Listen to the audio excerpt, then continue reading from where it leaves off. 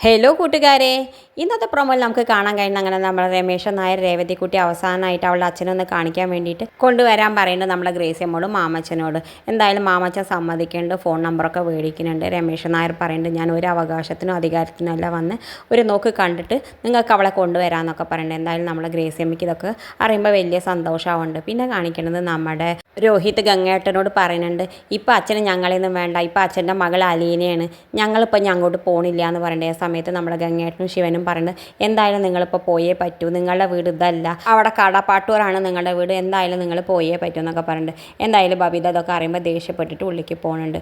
പിന്നെ കാണിക്കണത് നമ്മുടെ മനു മുത്തശ്ശിയോട് പറയുന്നുണ്ട്, ഇപ്പം എങ്ങനെയുണ്ട് മുത്തശ്ശിയുടെ കാൽവേനൊക്കെ എന്ന് പറയുന്നുണ്ട്.